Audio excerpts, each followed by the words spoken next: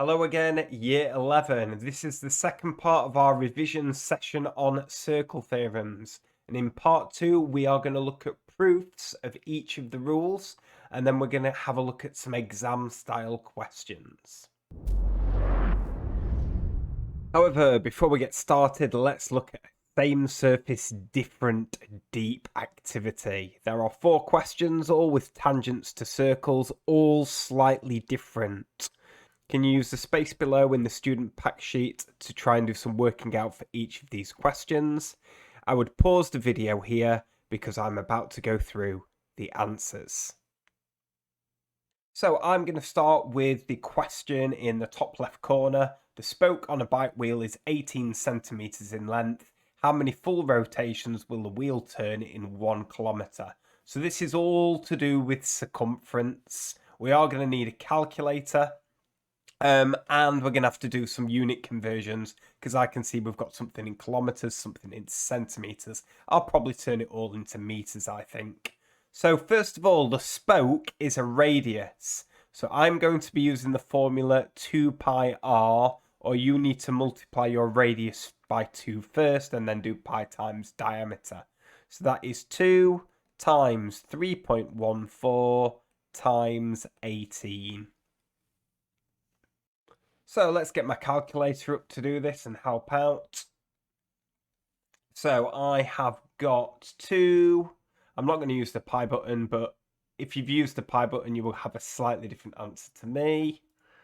So that comes out as 113.04 centimeters. Or if I was to turn that into meters, it would be 1.1304 meters. We know that 1 kilometer is 1,000 meters. So we need to see how many of these go into 1,000. So I'm now going to divide this by your 1.1304. 1,000 divided by 1.1304. It says how many full rotations does it do? So the number of full rotations, we need to round this number down. It's 884 full rotations. For the top right question, we have C is the centre of a circle with diameter 10. BAC is 35 degrees. Calculate or find AC to 2 decimal places. Well, since this is a tangent and a radius, we do know that this is a right angle. We've been told that BAC is 35 degrees and the diameter is 10. If the diameter is 10, then BC is 5. And we need to find AC. This ends up being a trigonometry question. If I label some sides, the 5 is opposite the 35. The x is the hypotenuse. So this ends up being a sine question. So sine of 35 equals opposite 5 over hypotenuse. So it's a slightly awkward one where the unknown is on the bottom. So times up by the unknown. X times sine 35 equals 5. So x is 5 divided by sine 35. 5 divided by sine 35. Make sure your calculator is in degrees. 8.7. And that is in centimeters. Now looking at the bottom left question, it says in the diagram CB to BA is 9 to 12. What is AC to BA in its simplest form? So 9 to 12 as a ratio actually does cancel down because both of these numbers divide by 3 to 4. So let's label that onto my diagram. The BC or the CB is the 3 and the BA is the 4, and this is a right angle. So can you see it now? This actually is a Pythagoras question and a little bit of ratio because this side must be in the ratio of 5 parts.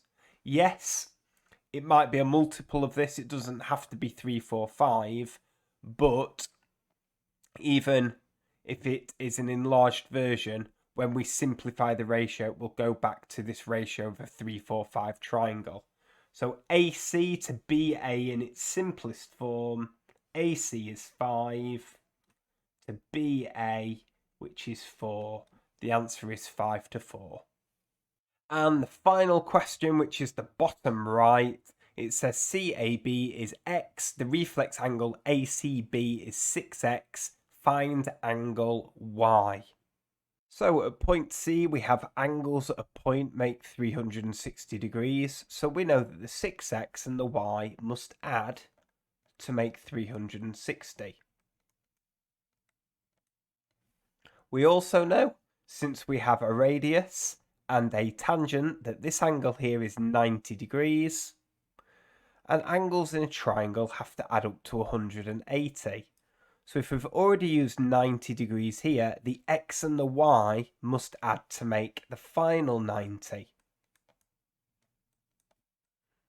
And what we have is two simultaneous equations, albeit quite simple simultaneous equations, because we have the same number of Y's.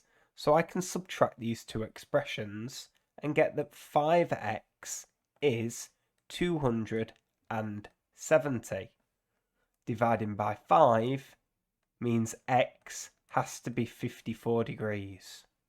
Substituting into this easier equation, x plus y is 90. Y would have to be 36 degrees. And of course, you could then do a check in the equation above. So today we are going to be looking at proofs of each of the circle theorems. You could be asked to do this in an exam. Sometimes they pick a circle theorem, try and get you to prove it. Other times you have to do other proofs with angles in circles. So actually understanding how I prove each of these might help you answer some questions that I am setting you later. I'll leave it entirely up to you as to whether you've printed out these sheets again or whether you're scribbling your proof onto the sheets that you might have potentially printed or drawn out last time. A lot of these proofs are going to assume that rule 1, the angle subtended at the centre, is twice the angle at the circumference. So quite often I will be saying, well, we've proved rule number 1, so this will hold true. This will be true using that rule. As long as I've already proved one rule previously, I can then use it as part of a proof for another one. Let's see how we prove the angle at the centre is twice the angle at the circumference. And the way that we're going to do this is we are going to split that arrowhead into two triangles. I know this looks like a right angle on my diagram, but it isn't. What I'm going to do is not call this angle X. I'm actually going to call it A. And I'm going to call this bit, or part, B. Now, we have some isosceles triangles. So if this is angle A, this is also angle A. If this is angle B, this is also angle B. I'm now going to come up with some expressions for these two angles.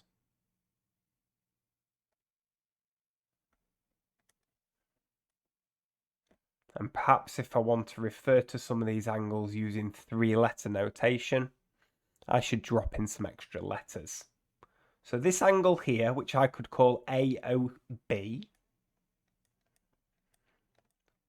is 180 degrees minus these two A's. Don't know what A is, it can be any number. We're using some algebra. And similarly, BOC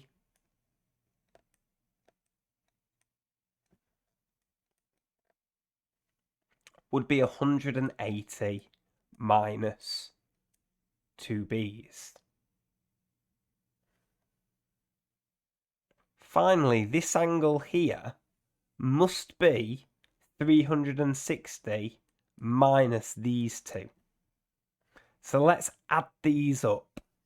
If we add these up, these total 360 minus 2a minus 2b. So AOC equals 360, take away all of this.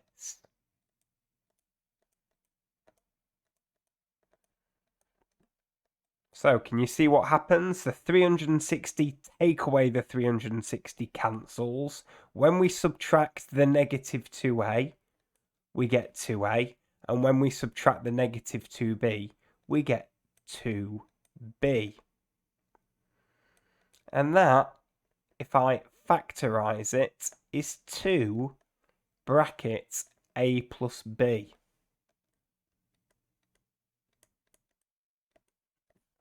And I've just actually now shown my rule, because this angle here would be a plus b, and the angle at the centre is 2 lots of a plus b. In other words, x and 2x.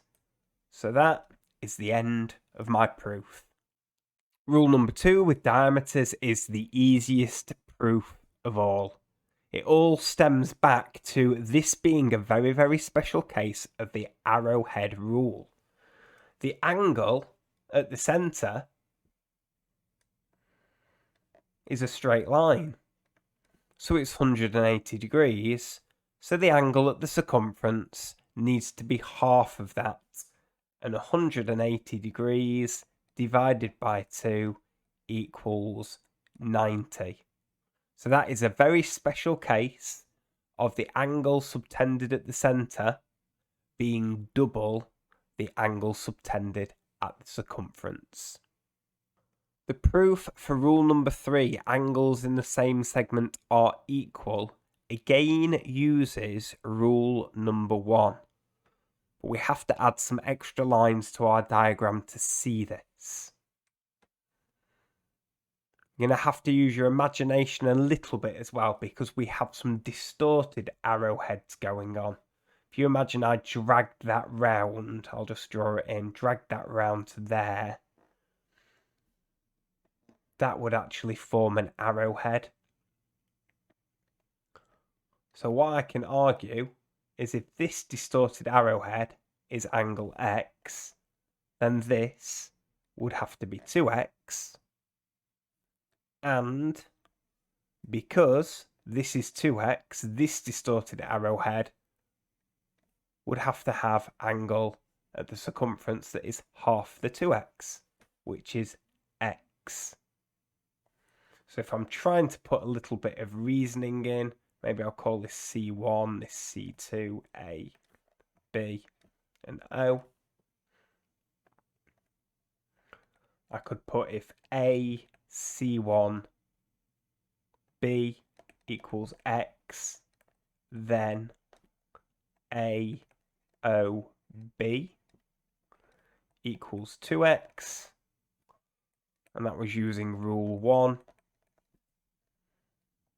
So A, C2, B equals 2x divided by 2, which equals x. But once again, all stemming from that first rule, the arrowhead rule. Rule number 4, cyclic quadrilaterals. I'm only going to prove this for one pair of opposite corners, because if I prove it for one pair of opposite corners, it will be true for the other set of opposite corners. I wonder which rule I am going to use to show that A plus B has to equal 180. Oh look, it's some arrowheads. If I look at this diagram, I've got a very strange looking arrowhead here, but if this is angle B, this must be 2B. So again, let's put some points on this diagram, A, B, C, D, and O. So I can say if CBD equals B, then COD equals 2b. So that's using the arrowhead rule. And then similarly, I've got another distorted arrowhead on the opposite side. So if this is angle A, this has to be angle 2A. It has to be double it. Angle subtended at the centre is twice that at the circumference. So I could also write that if CAD equals A, then COD on the other side, I guess we've got a little bit of confusion there, is 2A. Now, these two angles, the 2A and the 2B, make a full turn, so they add up to 360. And if we divide everything by 2, we get A plus B has to equal 180 degrees. Rule number 5, I'm just going to prove that the length of the tangents are the same length. We've already defined that these are 90 degrees. So I'm not going to do a proof of that. But what we do now is if I look at triangle number 1, which I'll call this one, and triangle number 2, they have a side in common. So those sides are the same length. They have another side in common, which is the hypotenuse of the right angle triangle. And this actually all comes back to congruence. So if you have triangles where the hypotenuse is the same size, the sides are the same size, and you have a right angle, they are congruent. So triangle 1 and triangle 2 are congruent, which means the triangles are identical, which must mean that the final sides are the same length. So again, I'll put on a few little letters. So AB must equal BC. The final proof is the alternate segment theorem. Remember, in this one, we are trying to show that the two blue angles are the same size. This one is the most complicated one to prove. I've never seen a proof required for this on the exam. However, it's a great story, so let's have a look at it. So, I have a triangle here, which I've split into 3 slightly different isosceles triangles, and I'm going to give some of these angles slightly different names. I'm going to call that one X, and that one Y, and that one Z. Now, because of the isosceles triangles and these radii, there are some other angles that are X, Y, and Z. So that one is X. This one is Y. This one is Z. I can also come up with some expressions for these angles here. This one here would be 180, take away 2 X's. This one here would be 180, take away 2 Y's.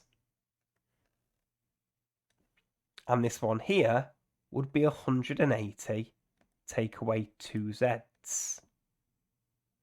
We also know that all of those 3 angles must add to make 360. So I'm going to write that down and simplify it. 180, take away 2x, plus 180, take away 2y, plus 180, take away 2z, must equal 360. Let's just tidy that up a little bit. So I've got 540, take away 2x, take away 2y, take away 2z, equals 360. Now, if I'm taking away all of these things and it reduces 540 to 360, I know what all of these must add up to. The 2x plus the 2y plus the 2z must make 180 for it to be 540. Take away 180 is 360. And I can divide all of that by 2. So I also know that x plus y plus z equals 90. We're almost there.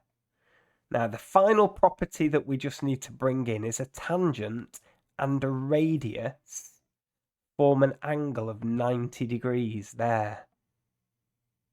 So, if this is 90 degrees and this part is z, and x, y, and z add to make 90, then this must be x add y.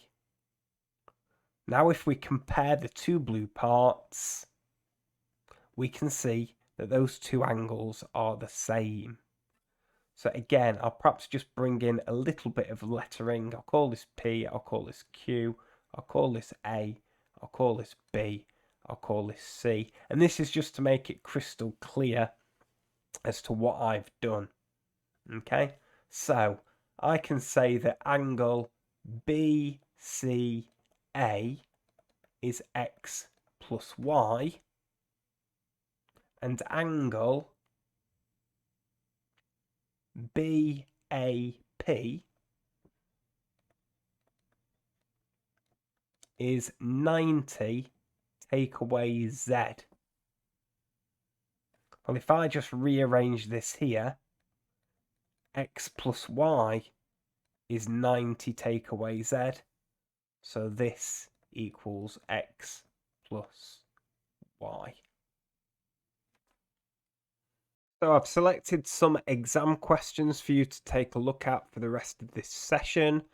There are some short mark questions and the level of difficulty gradually increases. You will see on the earlier questions it's quite often one rule with one fairly straightforward looking diagram.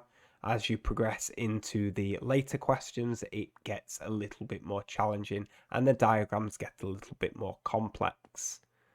I've done worked solutions to every single question, so when you've finished as many as you can manage, use the last 5 minutes to check those answers, please. And as always, if you have any problems, just get in touch in the Ask the Teacher channel, please.